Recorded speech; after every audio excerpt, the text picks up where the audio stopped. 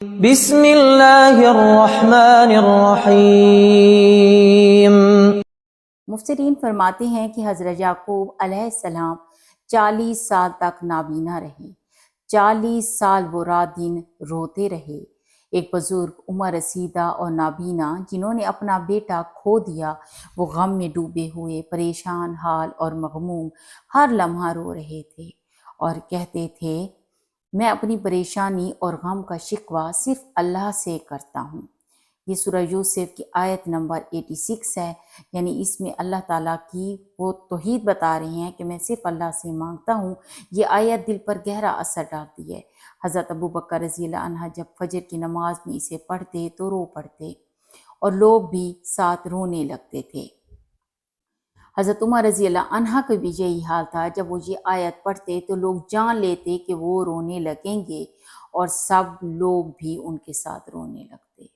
آیت تھی کہ میں اپنی پریشانی اور غم کا شکوہ صرف اللہ سے کرتا ہوں، یعنی کسی انسان سے نہیں کرتا۔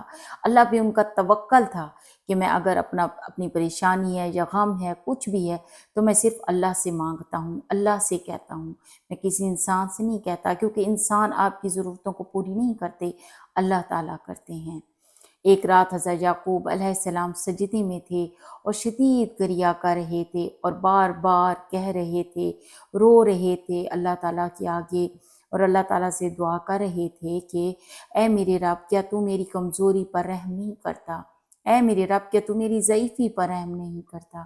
اے میرے رب، کیا تو میری بڑھی ہوئی عمر پر رحم نہیں کرتا؟ یعنی وہ رحم مانگ رہے تھے، اللہ تعالیٰ کو دکھا رہے تھے کہ میں کمزور ہوں، عاجزی دکھا رہے تھے کہ اے میرے رب، کہ تو میری عاجزی پر رحم نہیں کرتا؟ اے میرے رب، کیا تو میری تنگ دستی پر رحم نہیں کرتا؟ یہ عاجزی کا وہ لمحہ ہوتا ہے جس ٹائم انسان کے بس میں کچھ نہیں ہوتا اور انسان سب کچھ اللہ تعالیٰ پر چھوڑ کے بیٹھ جاتا ہے۔ تو یہ ان کی عاجزی تھی کہ اللہ تعالیٰ نے پھر ان کو فرمایا، اور ان کی آنکھیں غم سے سفید ہو گئی، یعنی قرآن پاک میں اللہ تعالیٰ فرما رہے ہیں، اور وہ اپنے غم کو دل میں چھپائے ہوئے، تو انہوں نے دنیا کے آگے نہیں بتایا، دنیا کے آگے نہیں روئے، انہوں نے اپنا غم دل میں رکھا۔ اور اللہ تعالیٰ بتا رہے ہیں کہ وہ اللہ نے ان پر وحی کی، اے یعقوب، میری عزت اور جلالت کی قسم، اگر یوسف مر چکا ہوتا تو میں اسے تیرے لیے زندہ کر دیتا۔ یہ تو نبی تھے۔